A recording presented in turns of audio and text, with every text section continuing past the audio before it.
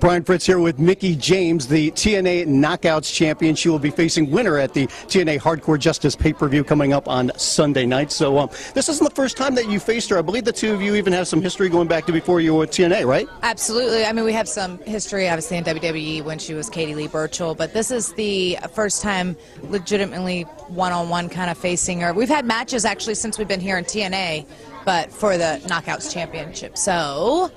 yeah, and after last week, well, a few days ago when she hit me in the head with the championship, and her and Angelina surprise attacked me. That's an easy thing to do. As you're a coward, you can attack people from behind. So, yeah, not that I would ever do that. Where's the championship? I was disappointed you don't have it with you. Yes, I know. I'm sorry. Why would you call me out on that? After I've gone almost the whole time, minus 15, 20 minutes, without one person mentioning, you call me out on it. Elvis has it in the room. I'll tell you why, because if I was a champion, I'd show that off any chance I got. Oh, I'm sorry. I forgot. She rushed me out of the door, and then I ran down, and then I realized as we were on the road that I forgot it in the room, and it was too late because we had to go pick up Alex from the airport, so really it's his fault. A champion for getting their belt. I'm disappointed. I'm going to leave. Come on. What's your thoughts about the women's division right now in TNA overall?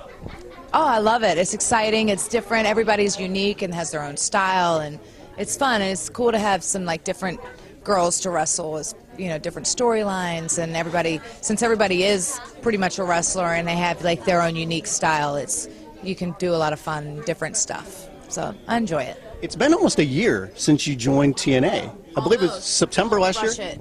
Almost. October would be, yeah. You should know better than me. I do. Okay. Okay. What's it been like for you since going from one company and coming to TNA? We're actually in the early days you were with TNA, but now being back for a prolonged run.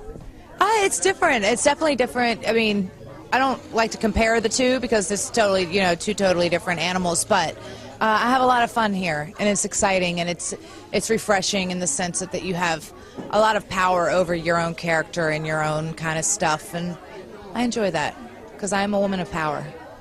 And I enjoy power. What's the schedule been like for you? Because I know a lot of people talk about TNA and it being an easier schedule, but I mean, they've done a lot of shows. They have, and they say that the schedule's lighter, which technically it kind of is, but my schedule's not any lighter. Right. If anything, it's more between the music and the wrestling and never being home. Like, I think my schedule is just as heavy as it was before. So, but yeah, I mean, you know, we've had definitely had more live event shows than I expected. Like, I think that they have picked up more since I've came on board.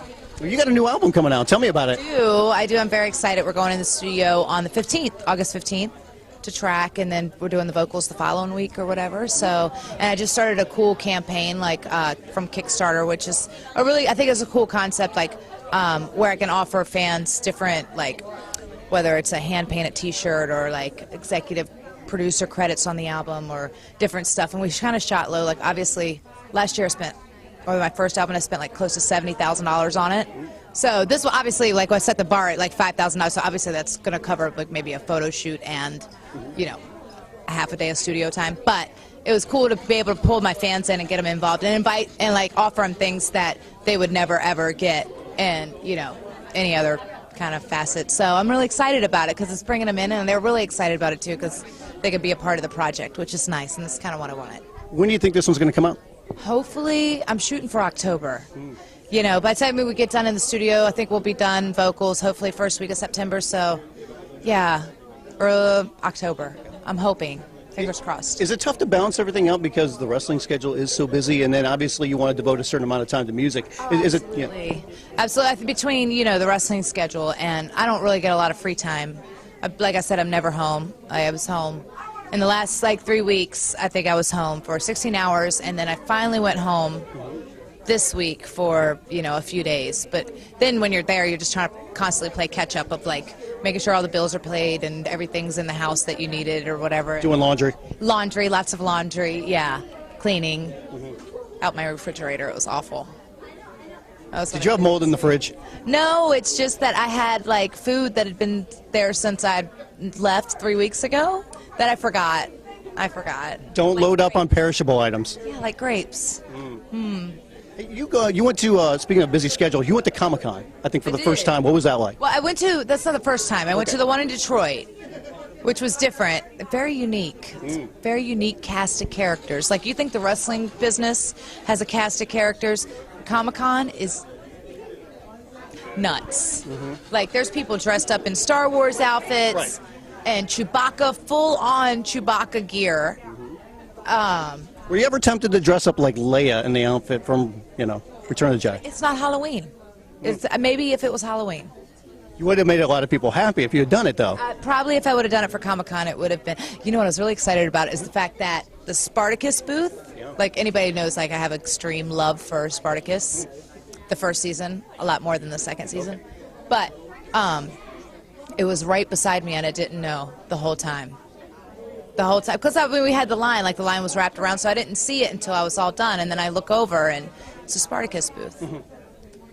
Freaked out. Speaking of outfits, are you going to break out the Pocahontas outfit out anytime soon on TNA again? You like that one.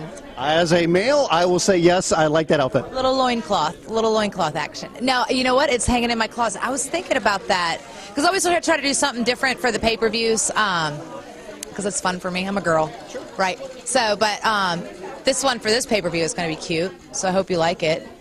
We'll see. I'll let you know. Yeah, please do. Please, be honest, because I know you will be. But yeah, maybe I will have to bring it out on Impact, that Indiana one. Yeah. Last thing, because a lot of people will be very curious about this. Some releases coming down recently with WWE. A couple of their women look like they're available. Gail Kim says she's quit. Melina is gone. What's your thoughts about them coming to TNA? Is that something you would like to see? I'd love to work with Gail. I think I didn't really get a chance to work with her. And the crossing, we had like maybe 1 or 2 matches, but we were always on the same sides usually. So that would be really exciting. I was kind of looking forward to doing more with her, and I didn't get a chance to. So, yeah.